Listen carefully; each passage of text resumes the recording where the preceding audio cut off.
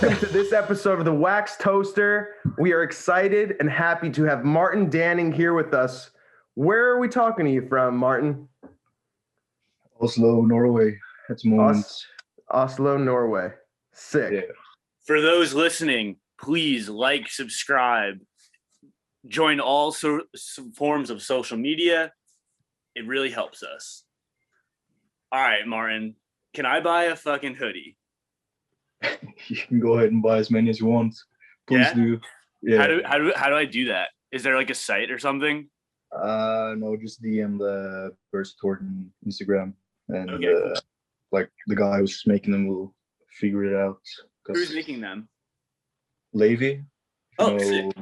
It's like Levi and his two other Dutch friends who's also kind of in Burza Torden, but not like, I don't know. The whole thing is pretty weird because we don't want to have like a team, but it's also pretty clear that it's me, Levi, and Seba for now. But there's going to be other guys involved pretty soon. I want to say right now that you pronouncing his name right is going to help all the Americans out, because people have been saying, "Is it that guy Levi? Levy?" Yeah. It's from the pants, like Levi's jeans. Yeah, but like it's in Dutch, like they pronounce the V sort of like a F, so it's like Levi. But I say like Levi because it's like in the middle, like bordering the Dutch and the American way, I guess. Sick. So where you're coming at us from where again? I'm sorry. Oslo, Norway. Oslo, Norway. So did you grow up there? Yeah, or I grew up like 20 minutes outside of Oslo, so I was mainly skating alone for like the first few years. But I mean, it's like public transport is super easy in Norway, especially like around center. So like it's like a train takes maybe 25 minutes from where I used to live to like the center where we have a few bladers at least. Cool. So you said you started off skating by yourself. How did you get into skating if you were doing it solo? Well, it wasn't like really solo. It was my brother's best friend brother, if that makes sense. Mm-hmm. Yeah, he was skating at the time and was like kind of in the scene or whatever. And then my brother started, and then me being like a annoying kid or whatever, I just like jumped on whatever my big brother did. So I bought like some Rick blades, removed the middle wheels, because he came back from a summer vacation, and I bought some like K2 Fatty Pros. And I was like, jeez, fuck, like he has this space where he can grind on, he can, like, I just thought like he was so much better than me because he had those skates. So I just like removed my wheels, blah blah. And then after a few years, I think it was for my 9th birthday or so, I like only asked for money for my birthday, which is pretty weird for a kid. But I like, fuck, I know where I can get those skates, because there was some place that sold like K2 Fatty Pros. So I just like asked for money for her birthday. My mom dad like didn't understand anything. Like, jeez, fuck, doesn't he want some kind of toys or whatever? And then I got a few bucks for my birthday, and then in Norway we also have like a recycling thing where if you give back the bottles like you'll earn like a few kroners as we have here. And then close where I lived, like people used to party at night, so I went there like Sunday mornings and Saturday mornings to get all like bottles to recycle. So like after a few weeks of doing that, like I had enough money to buy pair of K2 Fatty Pros. And a few months after, like my brother quit and I kept going, I guess.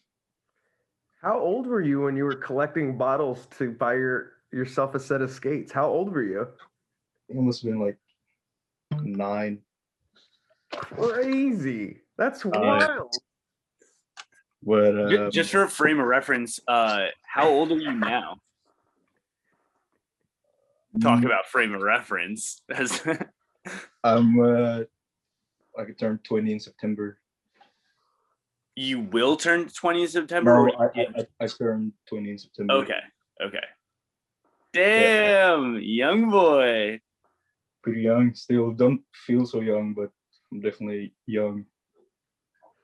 Not much changes in the next 7 years. I'm 27, and you don't really Yeah, feel that different. Yeah, you plateau right around your age. You hit this like Yeah, spot where you stay. so weird because if I look back to when I was like 17, I still feel like I'm the same. But then whenever I look at like skating or some video clips where I'm talking or anything, like I was definitely like 16, 17. It's funny that you were talking about this because I feel like I found out about you when you were like working with Valo, or you had Valo skates on, you were making edits and they were featuring you on their pages and everything. And I'm guessing you were probably around like I think they even said they were like 12-year-old Martin Danning. I've been watching Yeah. for like almost 8 years. I don't even realize how much time goes by. Yeah, it's like really weird, especially now as I'm like had this period in between where I was not like involved with Julio's thing or whatever. Like looking back the way I looked at it then, I mean, then I can understand I've grown, because looking back at it, like I took it kind of like for granted that Julio was giving me skates, because I didn't understand anything of what Julio did. Like I was like, oh, I know he's like a legend. Every guy talk about him like he's a great guy, but I was like, I didn't understand like the actual like depth of how big it actually is to get like products from him until now, where where he now like supports me. I guess now it like means so much more on a deeper level than what it did before. Does he send you them skates? Yeah, like it's really weird because I'd gladly buy, like I bought my first pairs or whatever, but then like he just sent me a message like, please let me know if there's anything you need. I was like, whoa. Dude, that's so sick that he was hitting you up while he had Valo and then he kept you on for them skates. I mean, you seem to understand the kind of recognition that is coming from a guy like that that's been in skating for decades. Yeah, and it's like also I didn't, as I said, like took it. I wouldn't say I took it for granted, but like on like more so than what I do now, because I was really grateful back then as well. But Valo was also like a whole different thing than what them is. Like is a like I feel like everybody around me was also getting skates from Valo at the time. So it's like, but with them, it's funny because when Valo was ending, John actually sent me a message like a few days before the public announcement, like I'm ending Valo, blah blah. But on the positive note, I'm starting a new brand, and he wanted me to be involved. Like he was like, I hope you are like supporting me on this next journey. I was like pretty stoked on it. Then I was like, yeah, of course, I'm gonna do that. But then it's like time went on, blah blah, and we didn't talk a lot because I don't know why, but we didn't talk a lot. And then Roces contacted me, and at the time I felt like I would play a bigger role in Roces than what I would in them, because I knew them was gonna have Roscoe, they're gonna have like all these big names that are always gonna stick by his side. But I mean now as I am skating them and I've been through the Roces like phase or whatever, like I do wish that I could go back and change my decision, because the fact that John wanted me to like be associated with them. I mean, he didn't ask me to be on the team, but he just like let me know like I want you to be a part of this in some way or another. But yeah, like so this is okay. So one thing I just want to mention that like you're telling us all this, and I'm going to speak for Joey. We didn't have any idea about any of this. Like yeah, no, nobody knows for us. Yeah, this is like just personal. So I just want to like. I had some idea that you were on like the friends and family deal for them at this point, but I didn't know that you were asked prior to the whole Roces thing. I thought that like more or less Val got dissolved and you saw an opportunity. And I do agree with you that Roces was a good choice for potential growth. like Mhm. like exactly what you were saying. Like there was definitely a lane for you to like move through the ranks. And Yeah.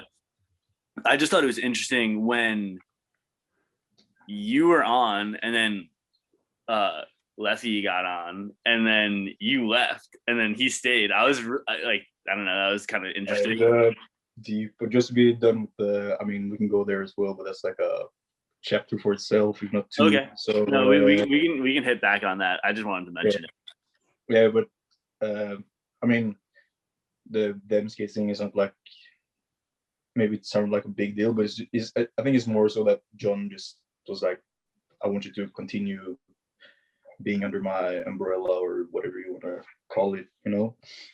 But now, as I've like, I should say, like now as I've been on the other side, aka being like there, I know that home is more so on the Deb skates and Wallow side.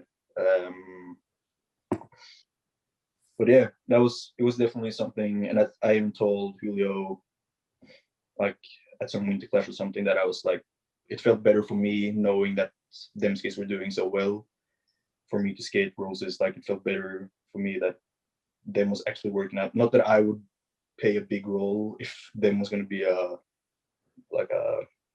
successful brand or not, but like it felt better for me because it was definitely something I was like, is this really right? Or yeah.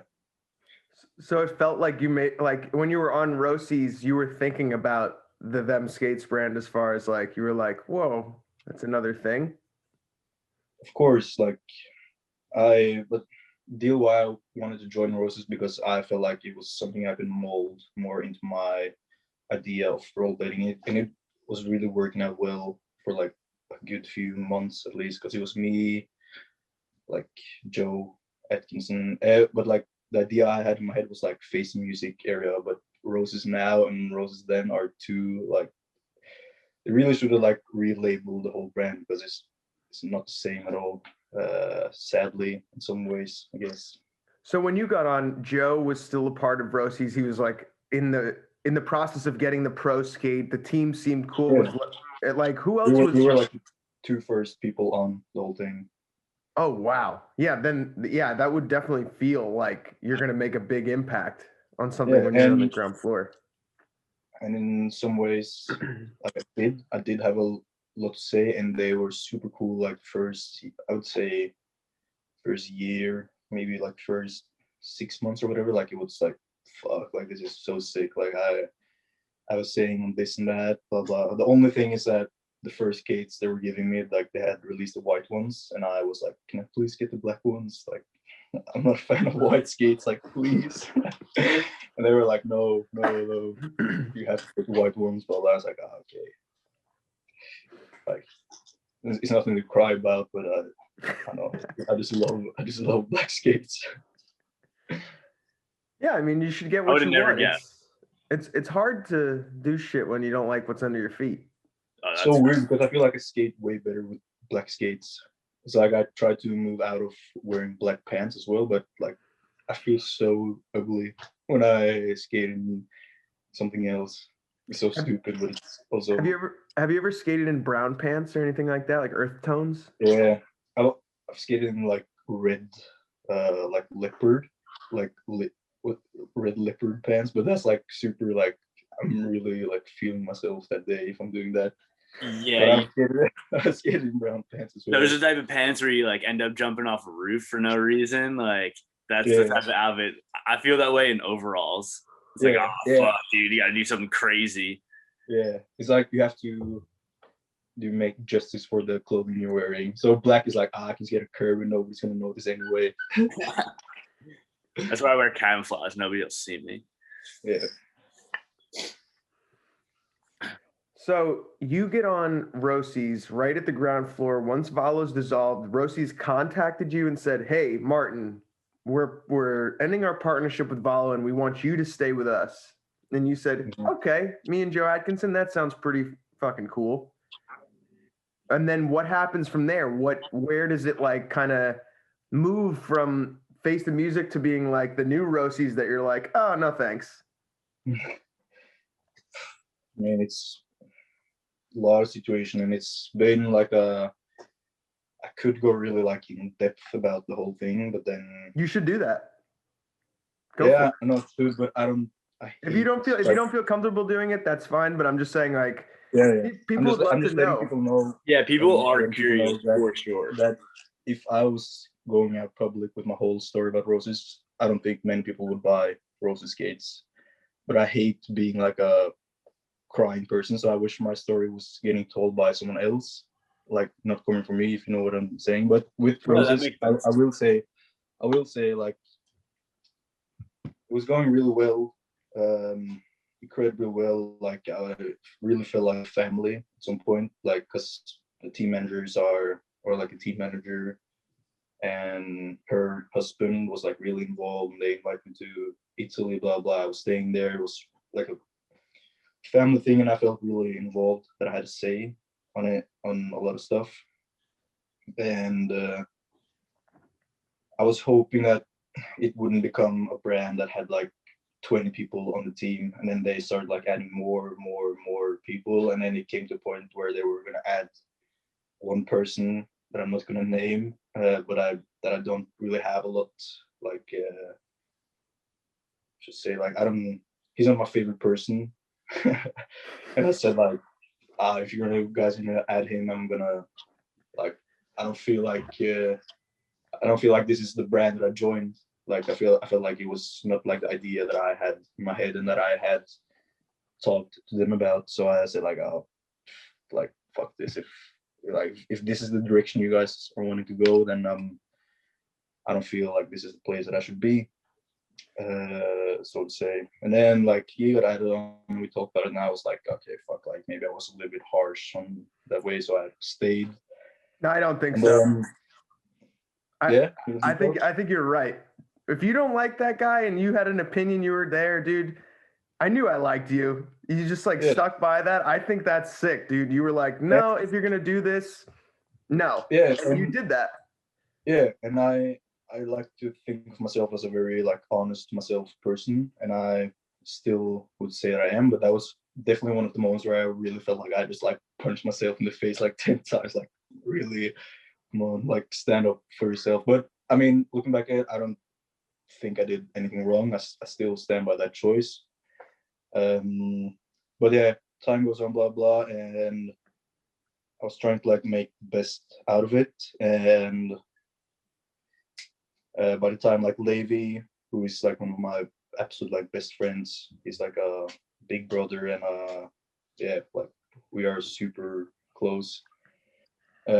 He was like thinking about quitting Adapt because he was getting Adapt skates before. And I was really pushing for him to join Roces, and I was like, fuck, like it's gonna be so sick. Like if not Roces is gonna be the face music thing, like at least let me and Levi and maybe some of the other guys on the team make like our, not our own crew within the team, but like, you know what I mean, like a, I don't know how you Americans probably say like a clique or something. Just like a sect of the company. It's good. It's good to have like division. Because me and him are already friends anyways. And the thing growth is like, it's not like a group of people who are already friends. It's like random individuals, people like from each part of the country to like to the same umbrella, I guess. But yeah, so he was thinking about joining the team, so they sent him a pair of skates, and he lives in like Holland, like Netherlands, close to Amsterdam. So I was like, fuck, I'm gonna go there and we're gonna film and edit. Like we're just gonna go. And I think this situation really paints a picture of why I left in the end. It's like the day before my flight. Like these are, I paid like for the flights and stuff myself. Like it was just me visiting a friend, and then we're gonna make free content for the brand that me and him are gonna skate for. It's like, but no matter if we were skating for Roces or whatever, like this is stuff we would do anyways, because this is what we do. But then I tell the team manager, and then she says, what the fuck, you can't go, blah blah. And I was like, what? Like I'm going on a trip that I paid for my own money that I worked for to visit a friend that we're gonna make free content for. your brand. And then she was like overacts, like saying like, no, you can't go, blah blah, trying to force me not to jump on the flight. And she said, you can't go because you didn't invite me. And I was like, why do you need to go? Yeah, it's like, You want to come have sleepovers with me and my homie? Like, what the fuck is wrong with you? And she was like mixing. It's real weird because I don't want to like put a shame over, but this is like what happened. So I should probably just say how it happened. And I told her like, what the fuck? Like, I paid for my flights. This is my friend. We're gonna make free content for the brand that you are working for. You should be like happy that I'm doing this, and now you're trying to force me to not go. Like, what the fuck is this?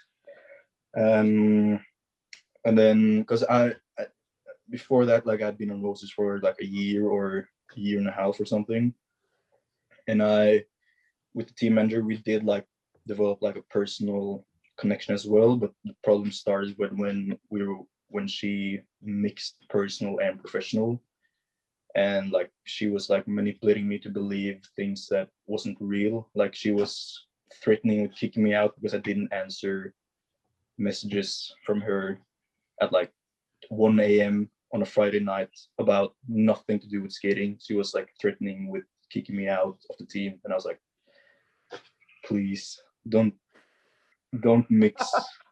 Don't mix. Please. Yeah, I was like, I'm begging you not to do this. Don't do this to me. Don't make me make these choices. That's really how I felt. I felt I was like on my knees, like, please, like, don't kick me another time. Yeah. And yeah, so with the trip to Amsterdam thing, I said like, I'm gonna go on this flight no matter what. I got paid way too much to not go, and I miss my friend way too much to not go. So I jumped on, and she tried to force me to not skate during the trip. And I said no, like, I brought in skates, and I'm too addicted to skating to not skate, and you should be happy. Yeah. Well, like, yeah, I mean, you guys get the. I'm just so confused about the whole thing. Dude, like, they should be so fucking hyped because you're paying they're not footing your bill, and you're just doing shit for free. And I was about to make a video for them, for the brand, for free. Yeah. But yeah. Totally. That's Whatever. like that's a difficult spot to be put in. I'm sorry. Yeah. I was. And she just really wanted to hang out with you, man. Like, are you that? Yeah. You're that cool of a guy?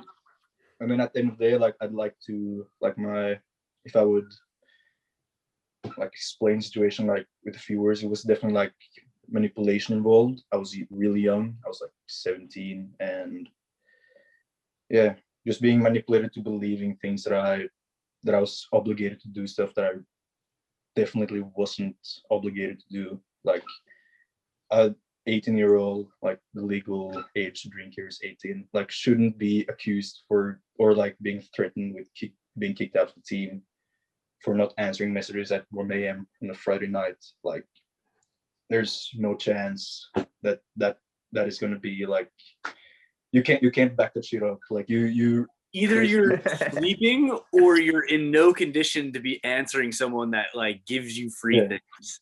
So yeah, so but I don't see the problem. I ended up going on a trip, skating, drinking, and making an edit, and that's what I did. And then another problem that happened during that trip was I posted a picture of me doing a invert in a bowl, holding a like wine bottle, and they like said like, oh, that's like, you can't post that because it's bad advertisement. I said, it's not a fucking advertisement. It's me being young and dumb with my friends. So hey, it was just weird. I don't know what the fuck they think they signed up for. Yeah, and it's like, you guys aren't paying me to be a professional either. You guys are paying me for, not paying. Sorry, like, you guys are giving me products for me being me. You. Yeah.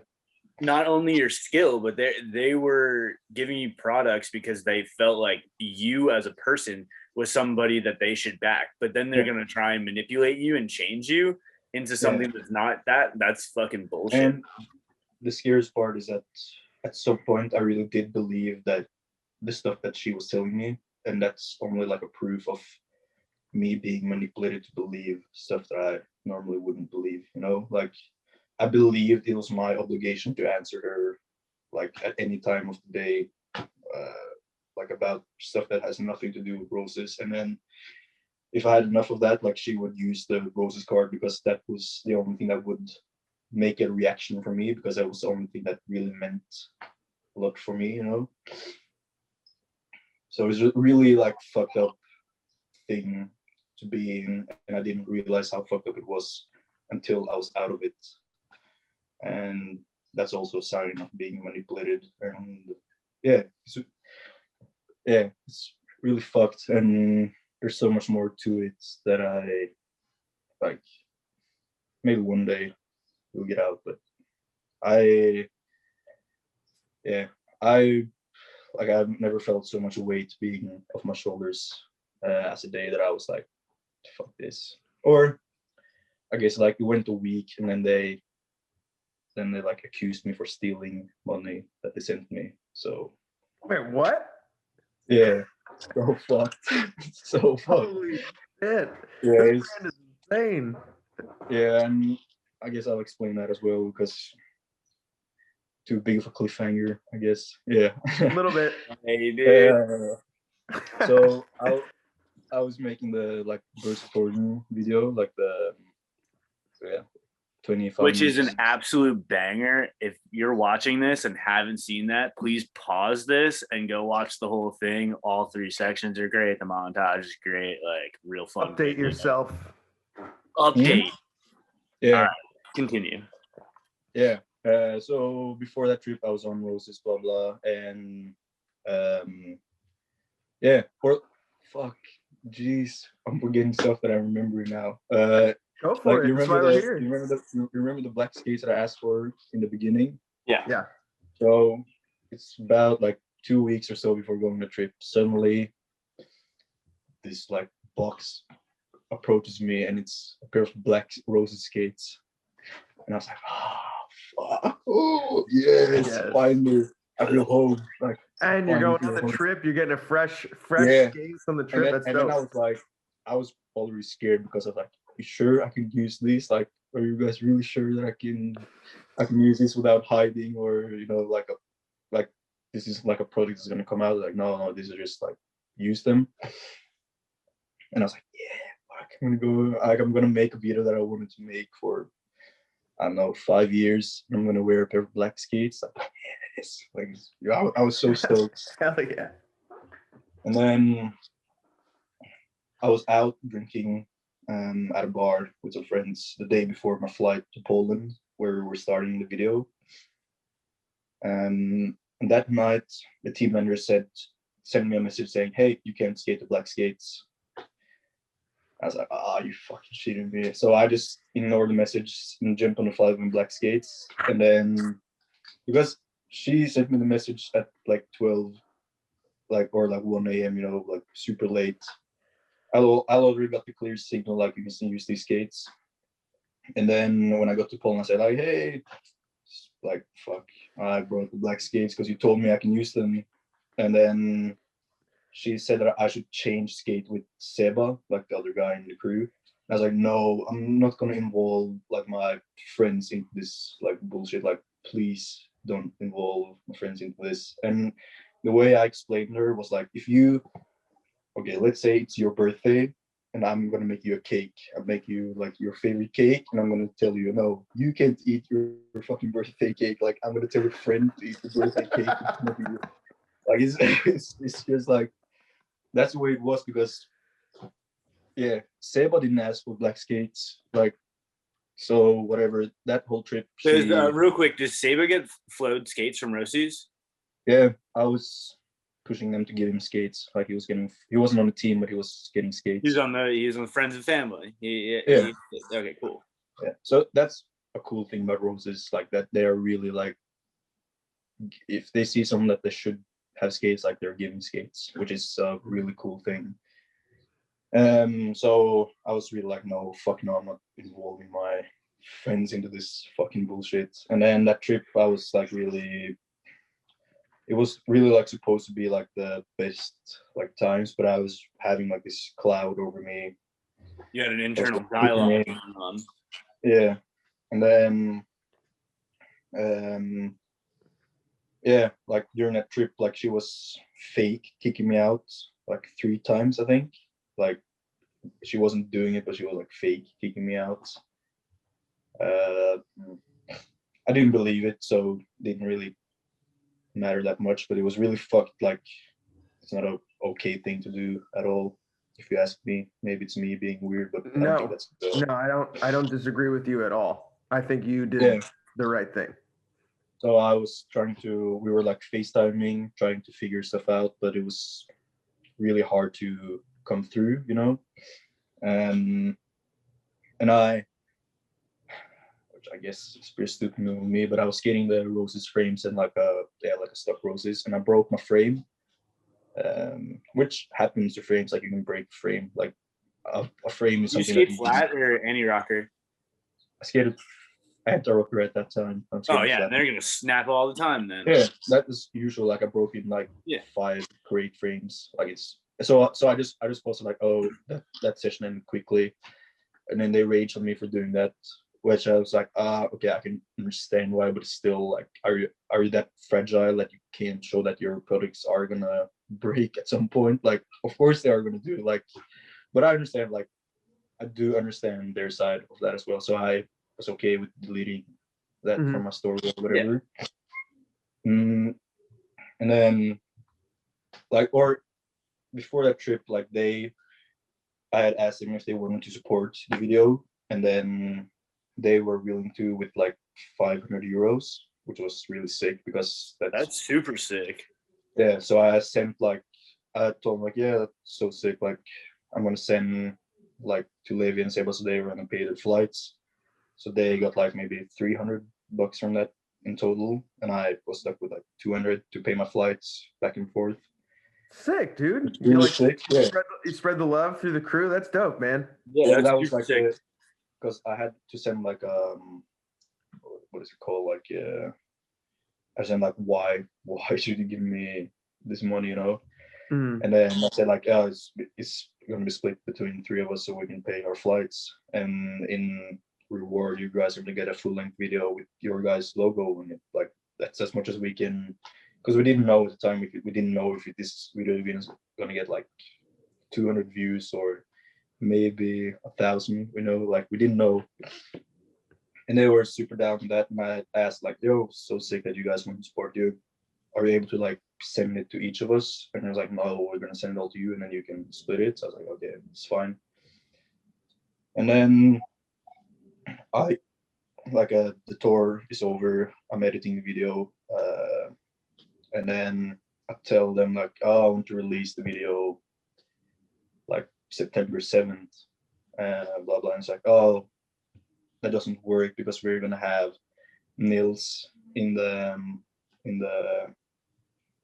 factory that day. I was like, oh, okay, then I'm gonna release it the weekend after. And then they was like not okay with doing that either.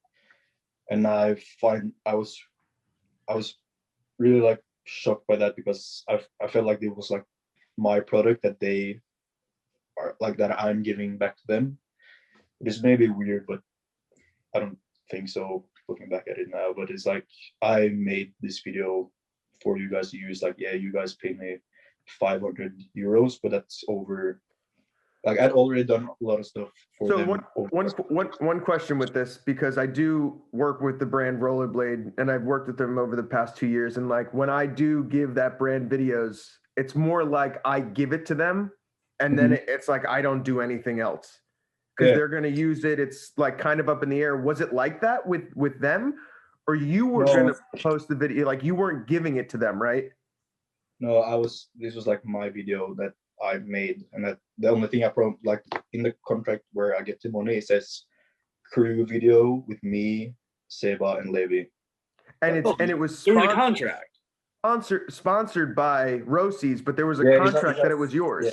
Yeah, it says like crew video, Seba, Levi, Martin with the Roces logo. Like that's what it says on the papers. Damn, dude. So I released the video that weekend after. I'd already quit like a few weeks before that. And then a week after, Wait, so you quit Roces and then put out the Roces Burza Torden video? yeah. And then Fucking badass, dude. That's sick. Because I still felt like I owed them the video because I actually they paid that part of it. They owe them their logo. Yeah. And I didn't feel weird about doing that at all. Like it was like of course I'm gonna do that. But then I released a video. I'm on like a high doing that because I like, especially me and Levi, I've been talking about doing that since we were like 12 or so. I released a video, it goes by a week, and I get like a Facebook message from the team manager saying like, yo, we're gonna accuse you for stealing the 500 euros. I was like I can do a lot of stuff, but I'm definitely not like a stealer. Like I've stolen like 2 candies from like a gas station before, and I felt so bad. Like I'm not a stealer. So I was like really like, oh shit, like this is serious. Yeah, and I felt like fuck, like I can't live with being like a stealer, like having like a stealer stamp on top of me. It's like no, like fuck no, like this is not okay. So I tried to explain them like over and over, like what, like really look at the papers. It says crew video, me, Seba, Levi, Martin logo. That's it. I was like, no, blah blah. You left the team, blah blah. And then I tried to go to like bigger boss Roces, explaining like the whole situation more in depth, like with the situation in Amsterdam and with all the other stuff that I haven't explained. But not to take it like racial, but like Italians are very trusty with the guys that they are involved with. Like they trust each other a lot, and that's a positive thing, and it can also be bad. You put blinders on. Yeah, and I try to be like as like least crying as possible, but it was definitely something that was affecting me. And I've also said stuff to the people in Roces that I shouldn't have said, out of anger and frustration, because at some point I felt like a camera thrown into the ground over and over again, expecting to work the same. Like if you're gonna throw your HPX into the ground, it's not gonna work the same. Like, but then I told them like, okay, I can at least pay back the money that I took, but I don't think it's right that Seba and Levi should pay back like the money that they got. And it's like, only answer I got was like, no, we paid you 500, we expect 500. Yo, those boys are on the team. You said up front too. You were like, "Can you just give us all them? Like, give everyone their little cut, and then I don't have to worry about it." And then they put you in this position. It goes like a week, I would say, with me like not having a good time about this at all, because it did affect me in ways that it was just like me figuring out like fuck, I've been manipulated, and like abuse is a strong word, but I don't think it's not fitting in this situation, because in some ways I was abused being the young guy and manipulated. It's not like you have a standard or some sort of mentor to tell you how this should go. Yeah. Nobody's standing there being like, this is how it goes. This is right. This is wrong. You just figure it out. Yeah, it goes like a week, and then I'm like, fuck, I really can't fucking live with this on my shoulders. So I told him like, give me 6 months and I'll be able to pay back the 500. Like, I don't want to hear anything from you guys again. Like, just give me 6 months and you'll get the money, and then please just shut up and leave me alone. And then I was able to rent like money from my parents, luckily, and I was working like extra hours at work just to pay them back. So I was able to pay them back really quick. Wait, so you actually had to pay them back? Yeah, that's fucked. Are you fucking kidding me, dude? That's crazy. Fuck all of that. They Dude, should. that's not Dude, right. You won. You're a I saint. know, and Yeah, I you're a told, like, really good guy, dude. Because But- I would have paid that shit back. Fuck. yeah, I all know, that, man. and it's like I wouldn't either, but at the same time, I really fucking couldn't live with that on my shoulder because then I knew they had something, like, because if they would say something like, I'm not the guy to like go all public about like, oh fuck crying, or here I am going public about it, but it's like it's like But you're not crying about it though. You're telling us a story, man. Dude, you And paid like him the back. story is fucking crazy. yeah. So but I paid them back, and I finally felt like, oh, she's gonna or like they are gonna finally leave me alone. And as soon as I paid the money back, I got a message, hey, do you want to be on the team? It's like, fuck off. Are you fucking are you Get out of here. Yo, that Yeah. is an abusive girlfriend if I've ever heard of one. Holy shit. And then Damn. I bought myself a pair of them skates, and I felt really good about skating again. Very sick. Well, all of that is fucking crazy. The fact that you haven't heard any of that is so wild. It's weird because, not to like give myself more clap on the shoulder, but I was like an apprentice at the time, so I wasn't making a lot either, but I was like working extra hours selling my Roces skates just to be able to like pay them back. What were you apprenticing at? Like you're some like a I'm a childcare and health worker, so I work in or I'm not the exact like because it's obviously different in Norwegian, but it's like working like I'm like an assistant in a school, and I'm also like the leader of like a educational leader in an after school program. Oh, okay, cool. So you're like a teacher's aide, or are you working directly with the student? It's a little bit complicated now because I've just got put into a class where I have control of everything except from the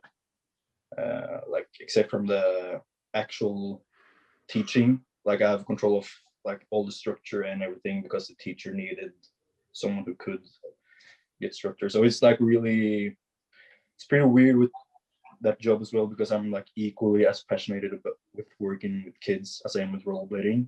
Just that working with kids is more of a job and rollerblading is more of a freedom, you know. yeah.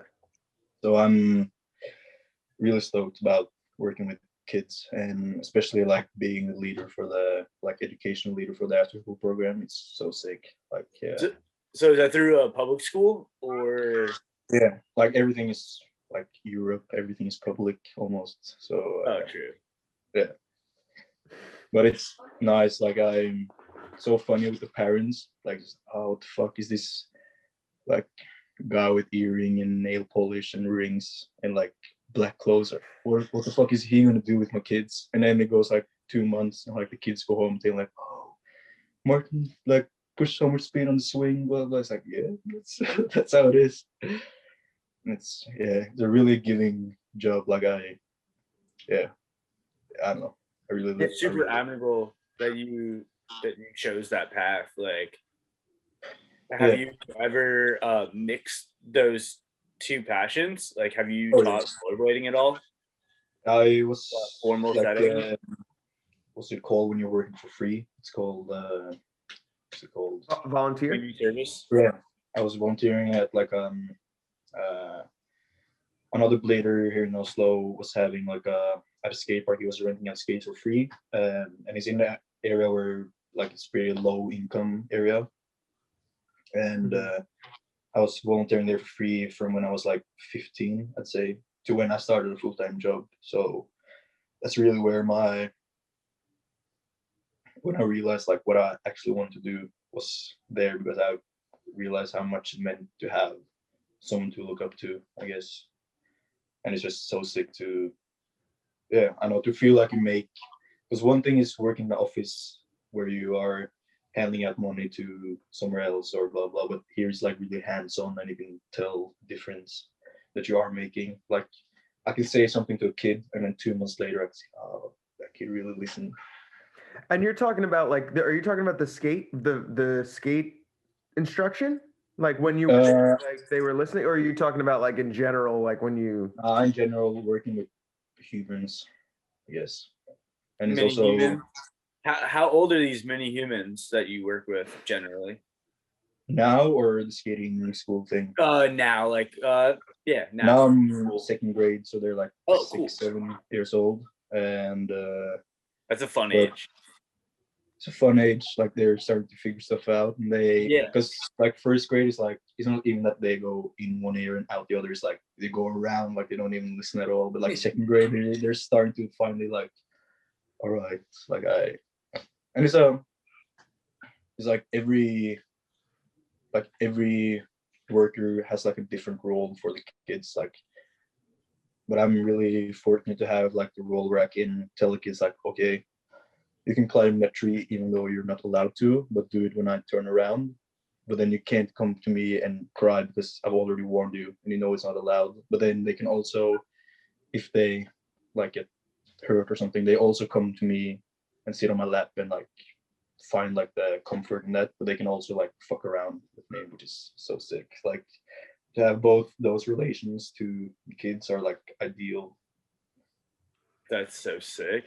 Yeah, it's so weird because I realized how equally passionate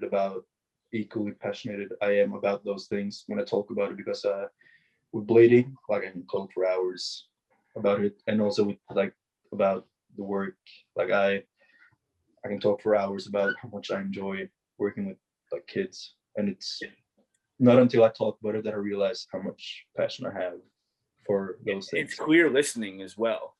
Yeah. Like, yeah, like, uh, yeah, the same way that you talk about rollerblading, it sounds like you talk about your job, and that's awesome. Mhm. And it's amazing that you're making an impact on the youth as the youth, because like Yeah. in our sport, you're basically like a young gun still, Oh, and you're totally. making yeah, and you're Sadly, making kind of. Sadly, I, kind of, but there is hope. I'm not gonna say you're the youngest, but I feel like that's another thing with making like the video. Like I feel like, oh, please don't call me like a young gun anymore. But like I want to like get out of the up and coming, so to say. Like I didn't want that video to be a good video because we were kids. I want it to be like that's a good video. So, I mean, I understand that I am young and I am a part of the younger generation, so to say. But I don't know, up and coming is like please, I want to get out of there soon. well, it's also like just even this most recent video. I put it up on the Hit It Wet story, and people are hitting me up. Like Mike Torres is commenting. He's like, "Holy shit, this is so sick!" And I'm like talking about it. I'm like, their videos are gotten from the first Burza Torden to this most recent hoodie edit. Yo, your guys are like on point. Like with the Yeah. video production, all at night. Everything that you guys are doing is very much more calculated. It seems like when you do it now. The first video is incredible. Don't get me wrong, but it's also you guys doing a first video. Now you guys are on your however many more. It's different now. And we just like on the first video, like we just ordered plane tickets to the same place and met. Like we were already friends. Like don't get me wrong, but like we didn't have a name, we didn't have an idea of what it's gonna be, blah blah. But it's like, yeah, fuck, we're in the city, and we have two cameras. Yeah, we're gonna swim, we're gonna drink, and we're gonna do a lot of stupid stuff, and then we're gonna skate, and then somebody's gonna film it. And it's also lucky because Levi can film, I can film, and Seba can also film. So it's like you don't have to worry about what's happening behind lens. But I need to pee and I need to get another beer. So I'm gonna do the same. Do your thing. Do your thing, fellas. I'll just sit here and rant at the people. You gonna rant at the people? Cool. Yeah. Why not? I'm a pisser. I'm self-absorbed enough to do this. Sit here alone and talk to you guys, the listeners out there. Once again, if you have not already, like, subscribe, feel free to leave a comment because this episode is clearly one of the best we've ever had. This guy's stories are phenomenal.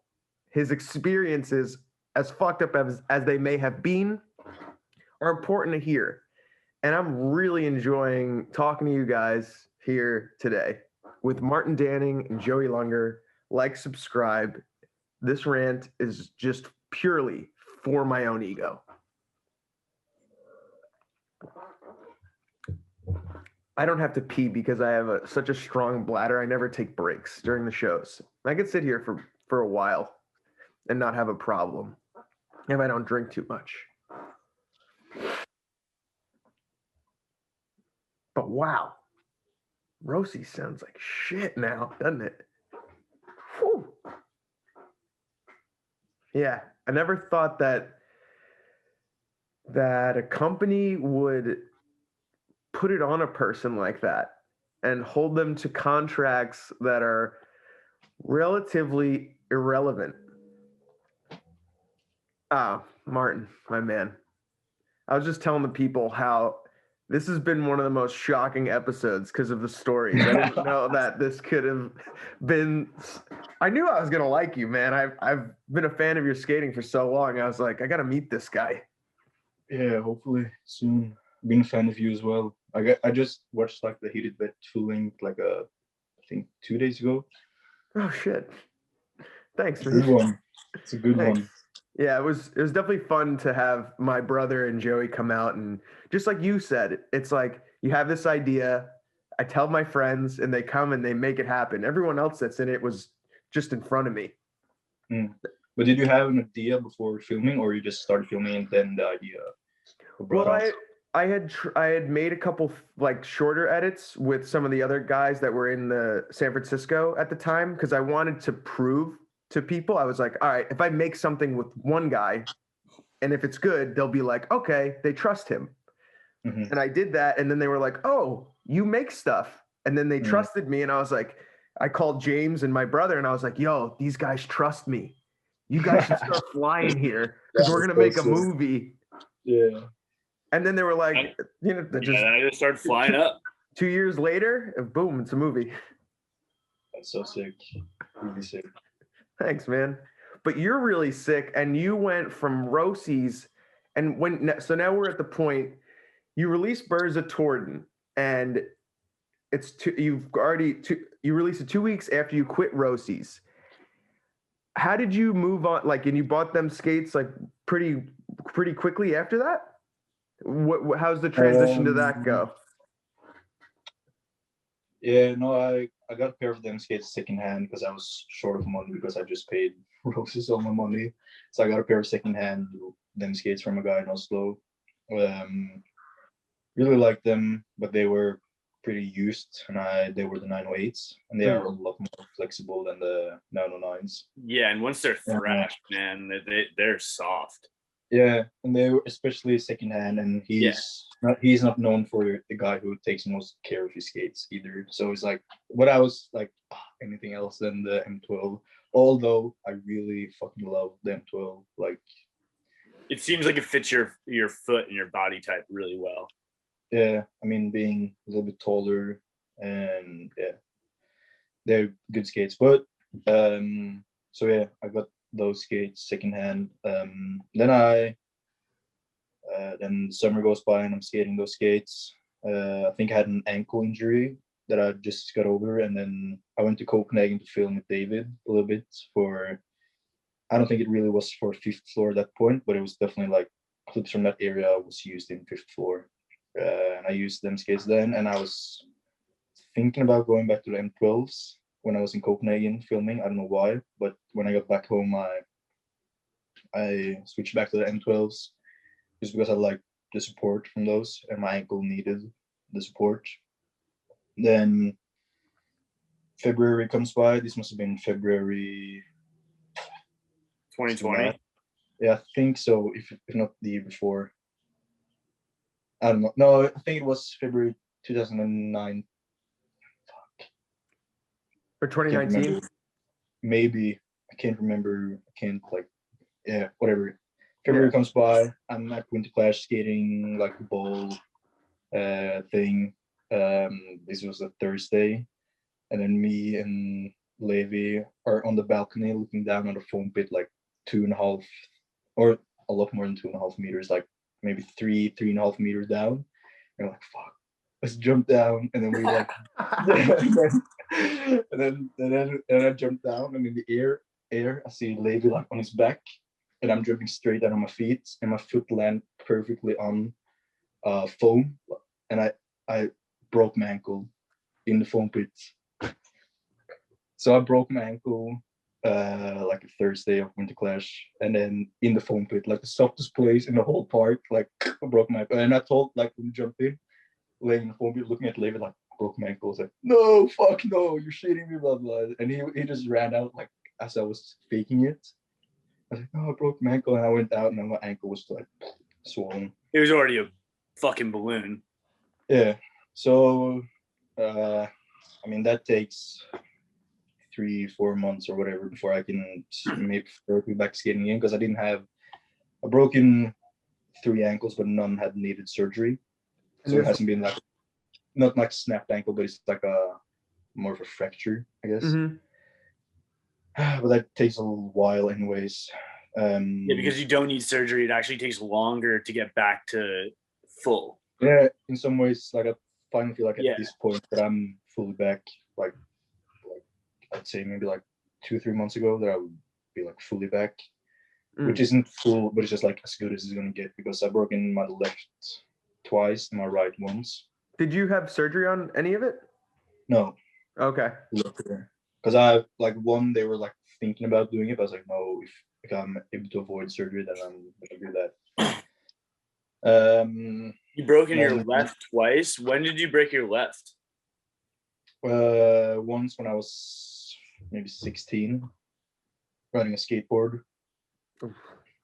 And that was the first time. And I also broke my right. I was out skating where I just landed, and then just like, and I had my cuff, or like my buckle too loose. Just it's like a bad like step over thing, I guess. But yeah, all that stuff like breaking my ankle. Do you think that changed? Did you think that you were more dominant on one foot, or are you always like a right side skater? No, definitely like with the first one, because I used to do a lot of tricks with my left foot, and then as soon as I broke that, I started doing shit with my right foot. So it definitely changed. But then I broke my right foot, so they were like equally as bad, and there was a long period where I had to like plan out skating, because I couldn't skate for more than 1 day, and then I had to take 4 days of break and then skate again. Because of both of your ankles. Yeah. Fuck, man. But yeah, then I guess like Winter Clash is over, my ankle's getting better. The only skate I got is the M12, skating those for maybe a month or so. And then John had those like barely used skates that he sold from Them Goods or something for a period, and I got a pair like really cheap. I just bought those like new 908s, and then they felt really good, and I felt really like proud rolling around. And I was starting to tell my friends like, yeah guys, you should check out this brand. Like it's really like the only brand that I'm proud of telling my non-skating friends about is them skates. And that's when I realized like, okay, this is the skate that I should have for my feet. And then the 909s come out, and I was like, I don't believe the hype. Like, why do you need to change the cuff? Blah blah.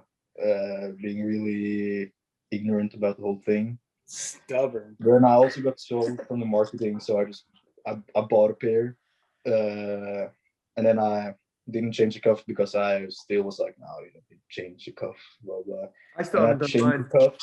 And I changed the cuff. Like, oh fuck, this skate is so much better with the cuff like low. Really? Yeah, because it's weird because I hate forward flicks is like my worst enemy. I hate forward flicks.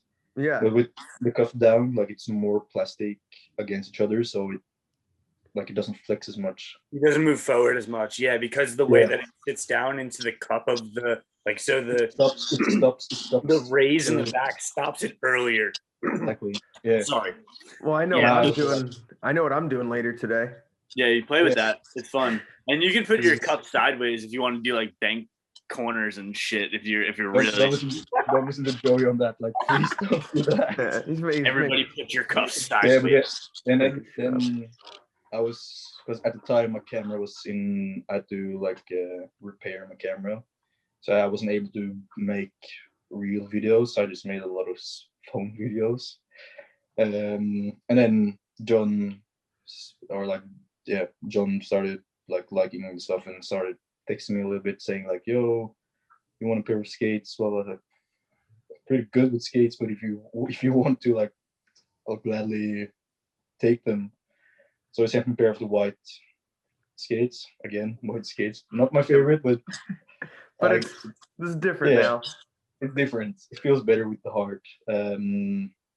So then I made like the promo, or like it wasn't a promo, like it didn't tell me to do anything, but I just like, yeah, this is me skating the white skates. The one where you do that really fucked up wall ride over the stair set, like from the bank. Yeah, and that wall ride is proof of me feeling really fucking good about the brand that I'm having on my feet, because that's the thing that I wanted to do for 2 or 3 years at least. Nice. Hell yeah, I love getting one done like that. And that was you took a spill on that one too. I was like, damn, he's gonna do that. Yeah. It was, Tossed you. I think I'd worked like a 9-hour shift a day or something, and then I was skating a spot around that area, and I was like telling the guy that films me, and has filmed me for a long time, like, yeah, I think I might do it. And he was like, what? I was like, yeah, I think I might do it. And I didn't want to tell him anything. I just told him, like, go to that place, don't stop recording, and just shut up. Don't say anything, like, please. And then maybe like 4th try did it or something. Hell and yeah. then some kid came around and, oh, can you do it again? I was like, no, fuck no. And it's all, no, you know, that's on a school. And then as soon as I landed, there's some speakers on the school, and they started playing "We Are the Champions." That's so sick. I was like, I think I still have the clip of that on my computer. But as soon as I landed, went like maybe 2 minutes, like "We Are the Champions" came on speaker. Like, what the fuck is this? Like a fucking movie? And I didn't want it to be a dream, because then I know it would be over. So I wanted it to be real, you know. But it felt so much like a dream. Damn. That's so sick. Yeah. So we're talking about that was not too long ago, the white 909 promo. What was your guys' like idea for this most recent Burza Torden video with the hoodie promo? Was it just you guys wanted to make the hoodie and do something kind of thing, or? Yeah, it was like, ideally we would make like a full length video again, but since we are all living in different parts of Europe and COVID, like, we aren't able to, obviously. And then we made the hoodie and was like, oh, let's just film some clips each and then make a video. And it really wasn't supposed to be like it's not supposed to be something remarkable. It's just to show that we are actually wearing the stuff that we are making. Promos. Yeah, it's like because I feel like a lot of people make stuff that they don't wear, and I think that's so stupid. Like, they are in a brand that they don't wear. It's like, why the fuck are you involved in that brand if you're not actually backing up what they're doing? Like, just go. Why would you make ugly clothing that it's like, oh yeah, this is for other weird people, I wouldn't dress like this? Like, it makes no sense. Like, I want to be sponsored by this brand that makes ugly clothes that I'm not going to wear. Like, no, get out of there, please. So, but this is cool, because from when we see videos as an audience member, it's like, oh, they met up and made a promo, but you guys didn't meet up to make that. You guys, you have like the idea for the night and everything? Like, it's all at night. Well, here it's been like 15 minus degrees, like Celsius. So the only possible way for me to skate is in parking lots at nights. And also, like in Poland and Netherlands, it's also been cold. Not as cold as where I am, but and also in Norway, like, we have maybe 3 hours of sunlight, like half of the year. Oh, so it's like really dark and depressing 6 months of the year, and then the other part is like only dark for 2 hours. So it's so nice if you're out drinking or anything. Like, the sun goes down, you have 3 beers, and the sun goes up again, and it's like, oh fuck. That's pretty sick. Yeah, and then I mean, we talk I'd say like at least once a week, with Levi and Seba and those guys. So it was just natural, I guess, and we all have pretty similar visions. So it's really easy to make shit happen. But yeah, I'm glad that it seemed like we met up and made a video, because that's not what it was at all. But it's also a point that you can make shit without having like your crew around you the whole time. Like it's just to do And it it and can then still be cohesive. Yeah. You know, like a lot of times people make shit and it's filmed by a bunch of different people and it doesn't look like one thing. It looks like a bunch of people like just grew up onto a timeline. But if it's 3 people and one of the guys are filming with the DSLR, one of the guys are filming with the HVX, and one of the guys are filming with the VX, like of course it's gonna look stupid.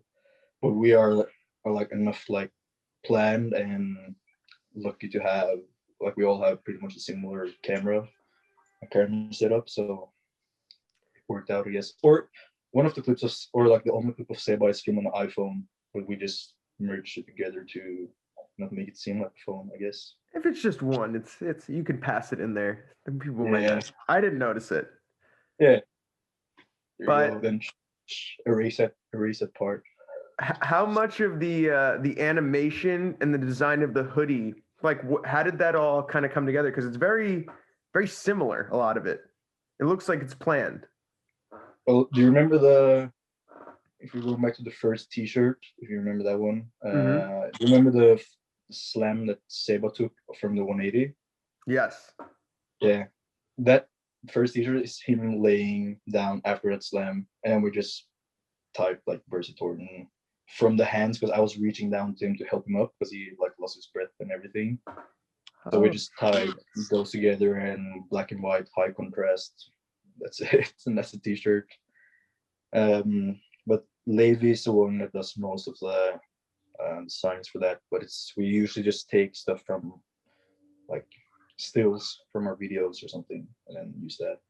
But from this one, it was just like, what? You just take stills and fuck with them, and then that's the design. Yeah, that's sick. I didn't realize it looks like something someone made. You know, like, I mean, clearly you made it, but like, it looks like someone drew it. Yeah, and like none of us are graphic designers by any means, but like that's kind of the things, like the logo, like the cloud and the lightning. That's something I drew really drunk in like 30 seconds, I think. And then we just like on a piece of paper, and I just took a picture of it from a phone and threw it into Photoshop and just like cropped it out, and I was like, oh, that's it, that's our logo. Because if you think too deeply about it, then it becomes like pretty stupid, I think. Well, I'm gonna actually do that right now, because we still haven't asked you, what does Burza Torden mean? We haven't asked that yet. I don't know why we didn't do that. Yeah. Burza means lightning in Polish, because Seba is from Poland. So Burza means lightning in Polish, and then Torden, as we say in Norwegian, means thunder in Norwegian. So it's like lightning thunder. Dude, fuck yeah, that's a sick ass name. Yeah, also because Burza is almost like the Norwegian black metal band, like Burzum. So I was like, oh, let's just stick with that, because we were like, after like 2 days in Poland, it's like, oh, we need to make like an Instagram or all that stuff.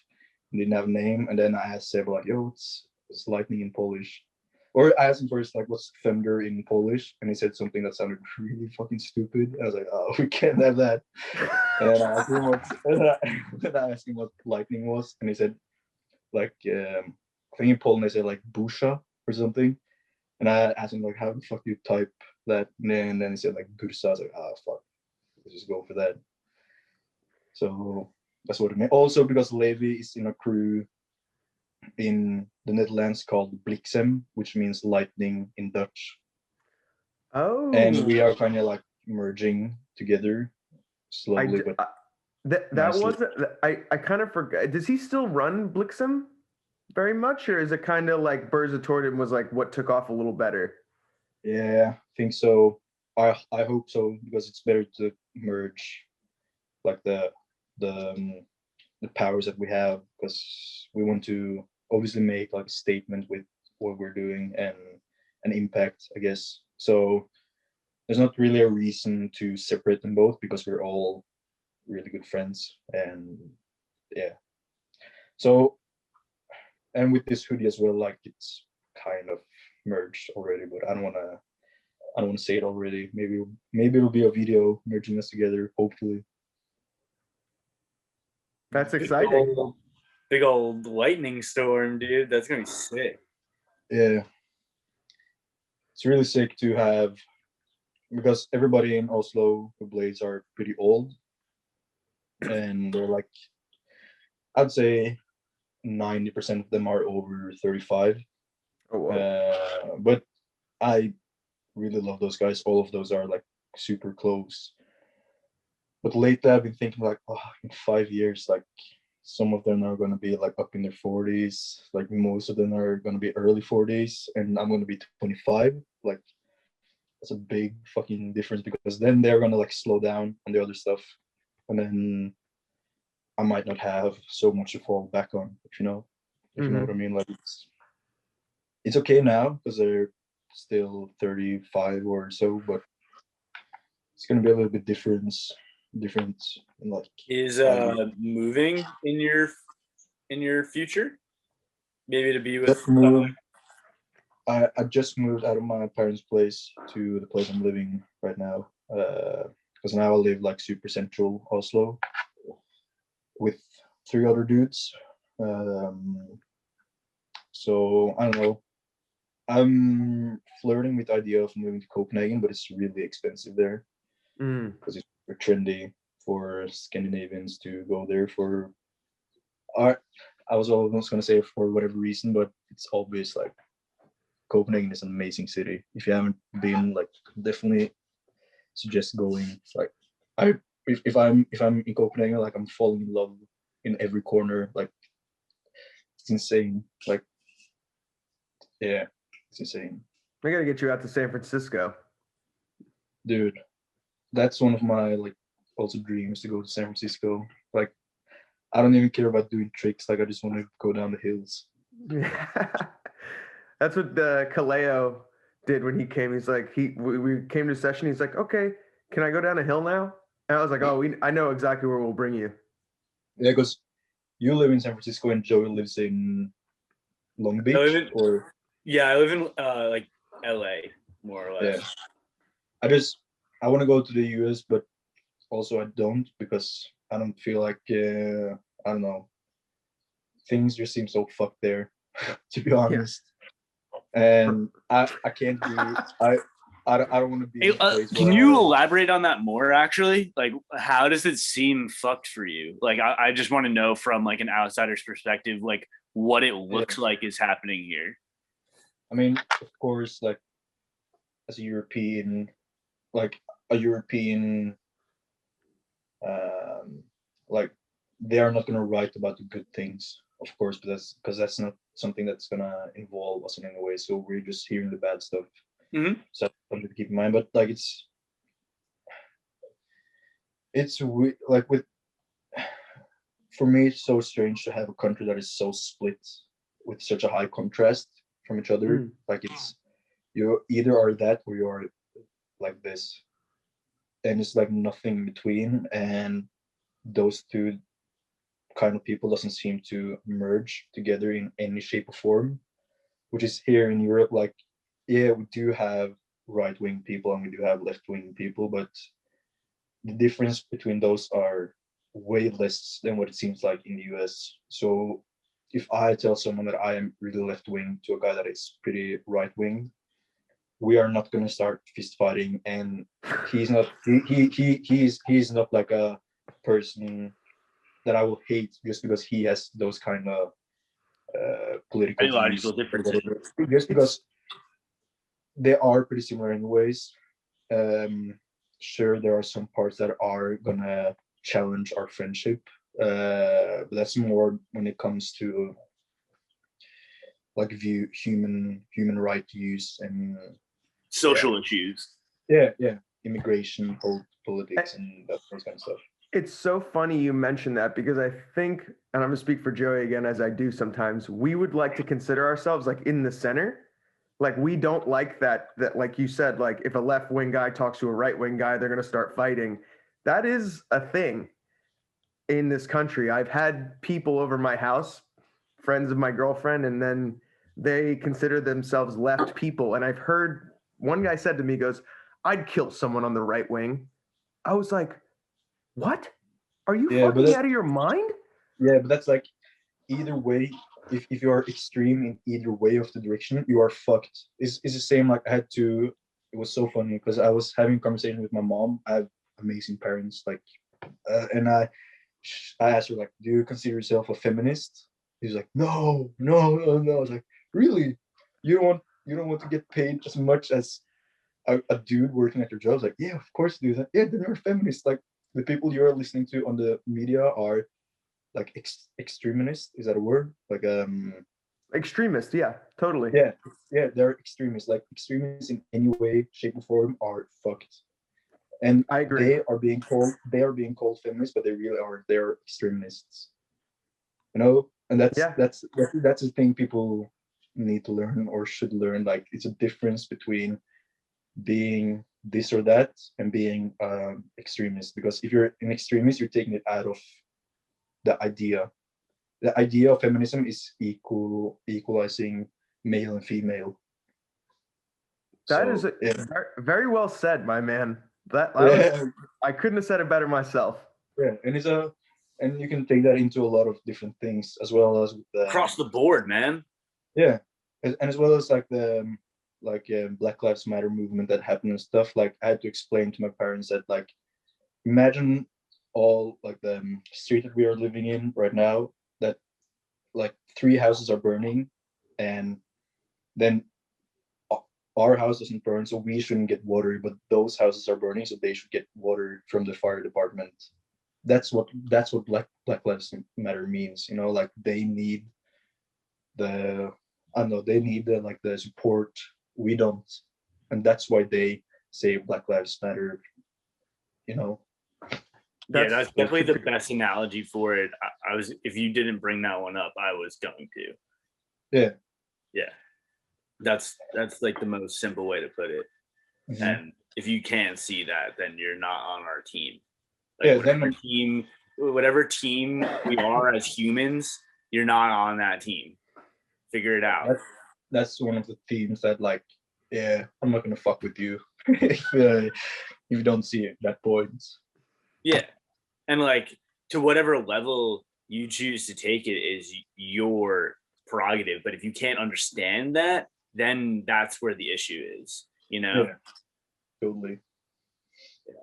All right, let's jump out of politics and back into and let's jump up to the fifth floor. Yeah. How did so you were mentioning you were filmed some of those in the 908s? You were up in Copenhagen filming with the 908s? Like how long ago, or like what's your involvement with that? What's up? Well, I got sent to Copenhagen a year prior. Like I would say, yeah, that would be like October 2019. I was sent to Copenhagen to do like a modeling gig or whatever, and then I asked them because they were paying me to go, and I asked them, "Can you buy me a flight like a week later, so I could, because I now was gonna skate, you know." And then we filmed like a few. David was working at the time, so we didn't have a lot of time. But we filmed like one day, really cold, and we got like 3 clips or so. And then like we didn't talk anything. And back to let's say September this year, David texted me saying like, "Yo, do you have any chance of coming to Copenhagen? Like, I want you more in the movie." And then Levi had just been to Copenhagen the weekend prior, and I texted him like, "Yo, we want to go to Copenhagen?" And he's like, "Yeah, fuck, let's go." And then we went to Copenhagen for a week or something, and then film now like just past October. And he was like so like David has been my like biggest inspiration since I was like a kid. I used to have a poster on my wall of him, and I'm pretty ashamed of saying this, but I Go for it. fuck. Like when I was like maybe 12, I had some of the older bladers going to Roskilde Festival. If you guys have heard about that, Mm-hmm. they was going, and I told them guys, "Oh, can you please bring me back an autograph of him?" Blah Sick. blah. And then, sure enough, like he comes back with a like Adidas shoebox with his autograph on, and I still have that autograph to this day. Where's it at? You got it under your bed? Nah, it's in a box way up Okay. there. Should have brought it out. I can send you guys a picture, but Yeah, hook us Hey. up with the picture later. That's sick. Everyone's been a Grom at some point. You Yeah, can't and then escape. I'm still a ground, dude. I love it. I would send like David like messages on Messenger like the whole time, like, "Oh, you love me, it's weird." And now, like yeah. we're now I'm like at his place, getting really drunk and eating spaghetti, and yeah, almost like considering him a friend. And I remember like talking to him like the last night while filming for Fifth Floor, like, "Yo, David, you know how much this mean to me, you know?" And he was like, "Yeah, I do." And then he was comparing it to when he started filming with Brosco, and that development from him, you know. And it was just a really, yeah, it's really, yeah, it was a moment that meant a lot to me because, yeah, I don't know why, but it really meant a lot on a For deep sure, and dude. level. It's- Especially like him texting me saying, "I want you to be a part of my video." Like, are you fucking kidding me? And the craziest part was, David has like the extreme fish, like the Mm-hmm. we were at the spot, and he asked me to film him. I was like, oh, this is fuck. There's a lot of money like in my hands, and I filmed the clip, and it turned out like pretty good and blah blah. And then he takes off the fisheye, and he says like, "Okay, now I'm going to show you how to put the fisheye on," because that's a whole thing with the extreme fish. With the rails under the camera. Yeah, and he shows me, and he takes it back on, and he just hands me stuff. He's like, "Now you do it." I was like, "Oh, are you like, are you serious? Like, you want me to do it?" And he's like, "Yeah, do it." And that's just that's a one thing is him wanting me to be in front of the lens, but him handing me the camera, trusting me enough to film him was like something completely different. I'm not sure if you're familiar with the filmer Mike Buckaloo. He made a Mm. lot of the Shredwiser videos, or he Like the participated a Jumbolino. lot. Jumbolino SSN. Yes, I consider we him had to 8 down be as well. he's that type of mentor to me as well, where I bought his VX and his fisheye, and he's like, "This is what you do, and this is how you do it right." I think that's important to have those. Yeah. Look for other people to show them, make it right, because you guys do a good job. I'm sure you Yeah, do too. and it's like we like meeting up with David like at like 9 a.m. going to a cafe, and him like pulling out the camera just to show me stuff. I was like, fuck, like this is insane. Like 10-year-old me would like freak out and like piss his pants. And in some ways the 20-year-old me does as well, you know? For sure. And it's amazing how I've said it before on here, but how small this community is, but so widespread, and how like you said 10-year-old Martin is freaking out. Fucking 14-year-old Joey's always freaking out with some of the situations that we get put into.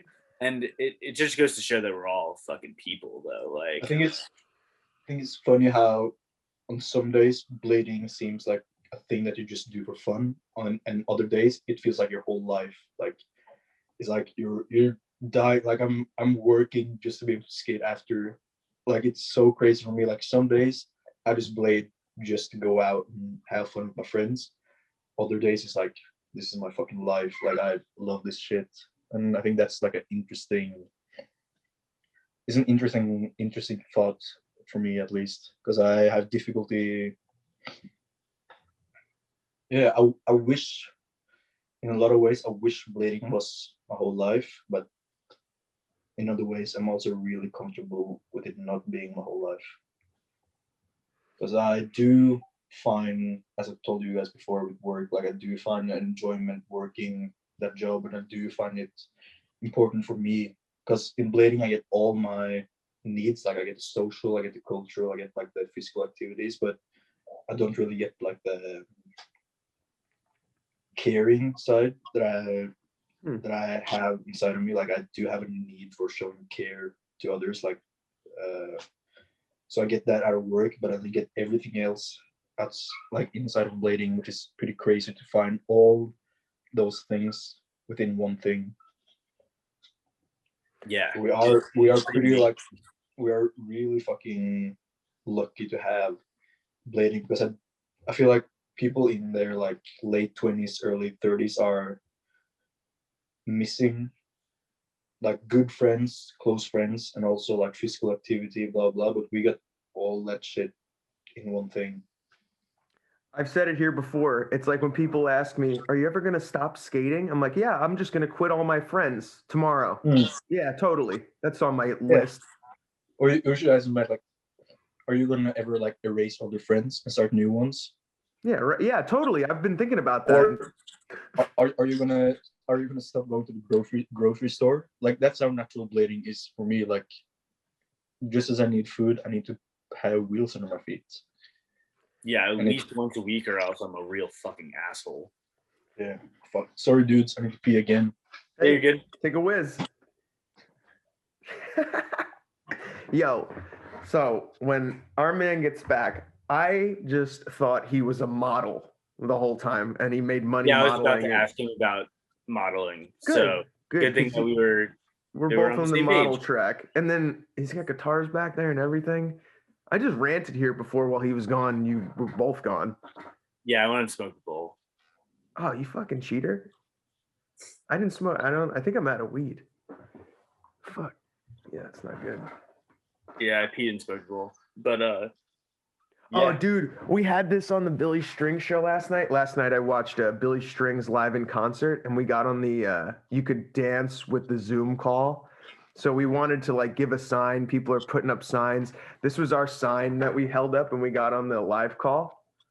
Nice. Burn one, bitch. Yeah, Jimmy put that part. Did you guys get on? Yeah, we were on a couple times. No shit. Yeah, we're in there. I gotta rewatch. It's hard to tell that it's us. I mean, they're like projecting the Zoom calls on the. This is for the audience. Oh, my bad. They were projecting Zoom people on the walls of the venue last night. Hey, well, dude, last night was so sick too because we got a fucking dire wolf. I'm sorry. But that's a different topic. Yeah. Martin, Joey and I thought that you made all your money from modeling. We didn't know that you were a very caring person. We just thought you were self-absorbed and was a model, and that's how you made all your money. We know you're beautiful.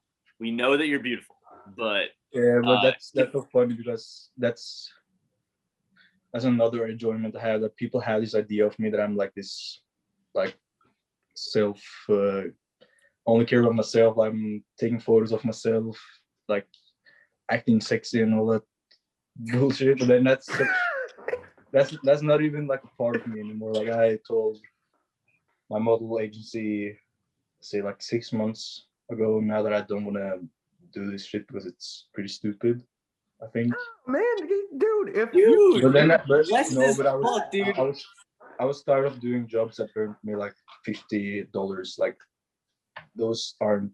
But I told him like, yeah, let me know if. Or when I told him that, there was like, oh, but can we keep? Are you leaving because you want to join another agency? I was like, no. Like, and he asked like if he still can have my photos on their website. And I said, yeah, let me know if I can earn like 500. Like real money. Yeah, like real money. And then it's funny, like I don't associate myself as a model at all, like at all. But yeah, but you're good looking and like you can make money that way. So given the opportunity, you should definitely exploit that. It's funny because a few, like I say 3 weeks ago, this Norwegian or Scandinavian clothing company contacted me, asked me if I could make a skating edit wearing the clothes. which I did say yes to, which is pretty close to like the brain dead thing with what's the guy called again? He's Kyle. amazing. Yeah. No, not brain dead. Or was it Oh, brain dead?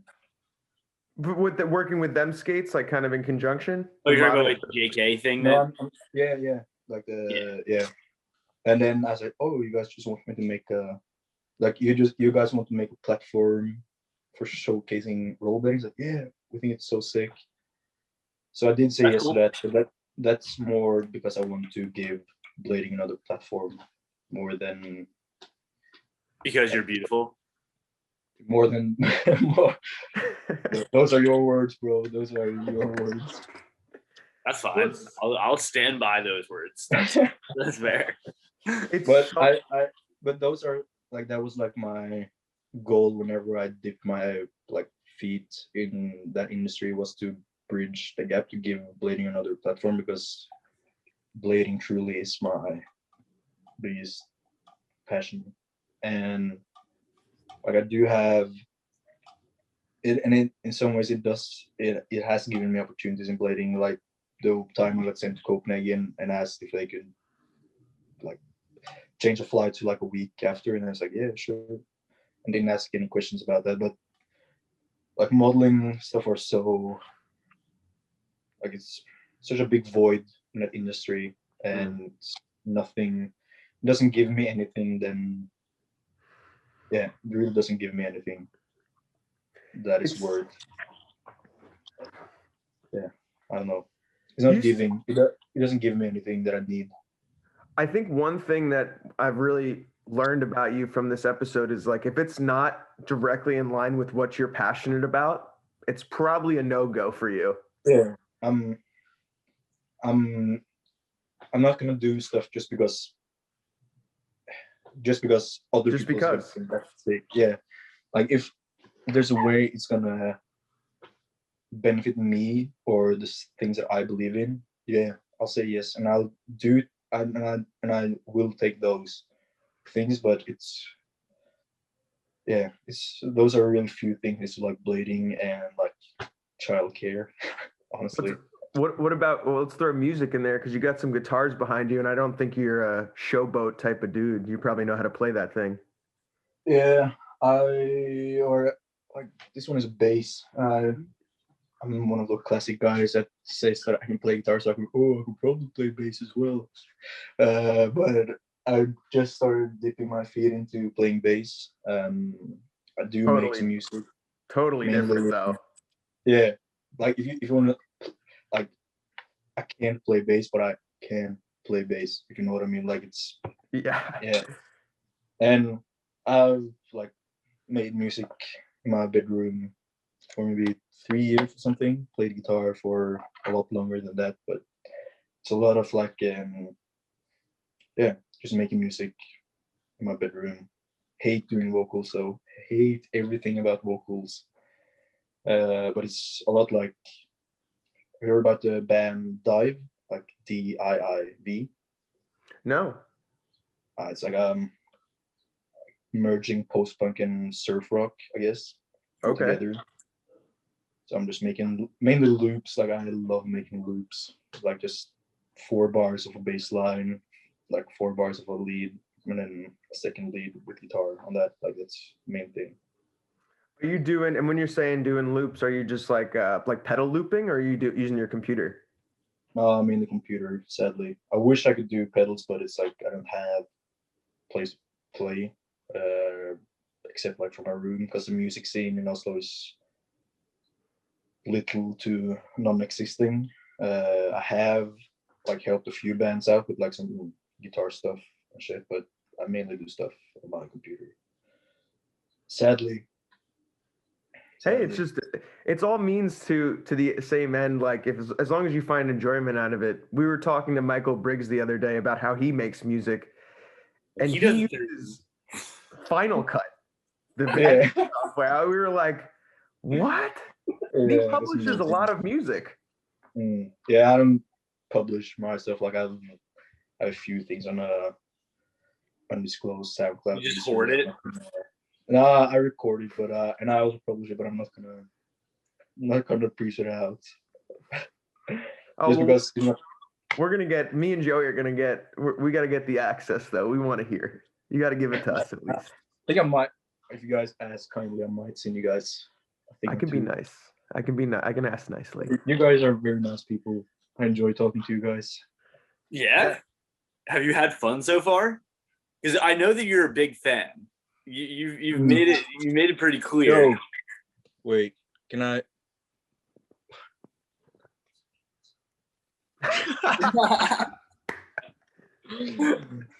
Okay, so you were prepared. How has this experience like been different or similar to how you expected it? I'm just curious.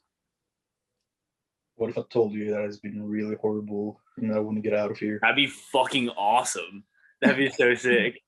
No, For you. it's been really nice. I feel like I have a social overdose compared to the past few days that I've had.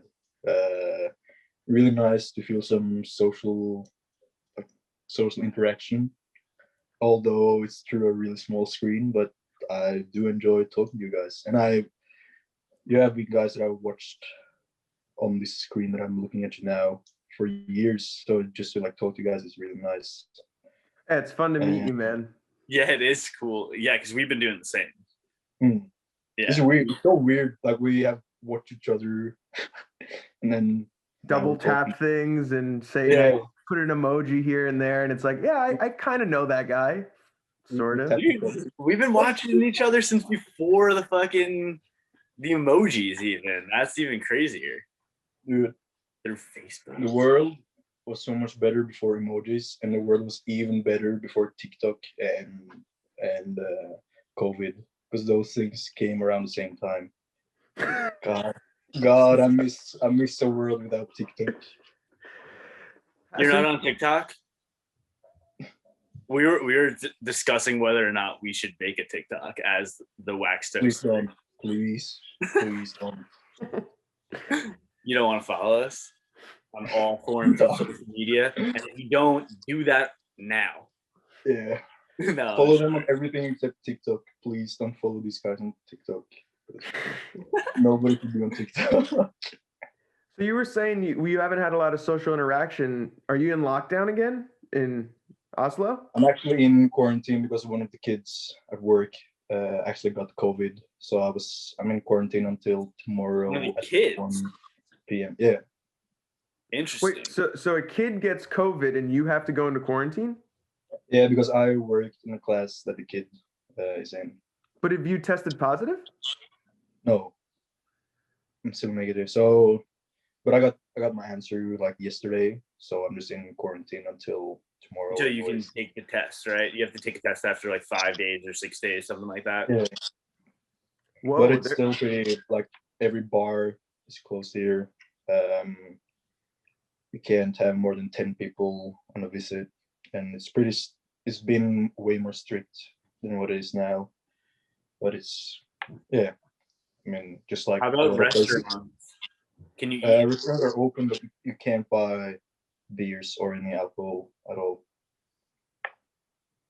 No alcohol. No alcohol, just in the grocery store. Crazy. But alcohol is really weird in Norway because from Monday to Friday you can only buy alcohol from 8 in the morning to 8 in the evening, and on Saturdays you can only buy it from 8 in the morning to 6 in the evening, and on Sundays you can't buy alcohol at all, only at like bars when they are open. Whoa. Interesting. Because even here, like alcohol laws have gotten way more lax since COVID. Like there's like almost no shot of you getting like an open container like ticket in the streets anymore. I feel like bars just let you just wander around. Airports, you can just drink beer now, which is pretty fucking weird. I mean, we have a pretty liberal system on like alcohol. Like I can walk past a cup without the police stopping me and like giving me a fine, but it's really weird with like time that you can only buy beer from them to then, because it has like the opposite effect, because then we only buy more, And then earlier. we only buy more beer, and then we're always gonna drink the beer that we have. And it's also fucking expensive. Like this can of beer is like the cheapest can of beer. What are you drinking there? Pilsner, like normal, just a normal beer.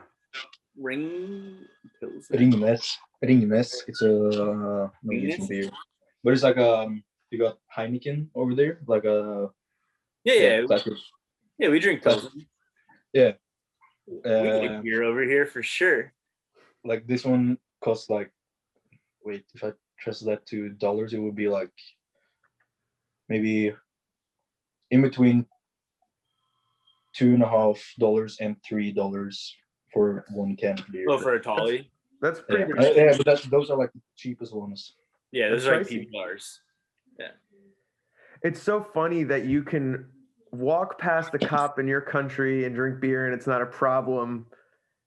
But here it's not the times, it's where. Like I can't walk past the cop and just drink a beverage. They'll be like, "You're breaking the law," and they come after you and arrest you. But you can have a brown bag around the thing. You have to. Okay, right? It's just like a weird thing. Since COVID, it's gotten so like laxed. Like I don't see anybody walking around with a brown bag. They don't give a fuck. Oh yeah, now you just rip it. Is that because you aren't supposed to like advertise alcohol, or because like technically, since it's like even if you have a koozie, like they're not going to ask you to take it off. Koozie? What's that? Like a holder, like a sleeve. Yeah, like the neoprene little things. Yeah. What do you call it? I don't know. I never used one, so I never. You never used a koozie, dude? I don't need. It's so cold anyway. Your summer. Like it's so colder anyway, so I don't need to have anything that keeps my beer cold. Yeah, but the summer, dude, that's what it's for. Keep it cold and keeps your hands nice and warm. We're good. Good. That's a good tip. Thanks for that. Got you, bud. I'll send you one.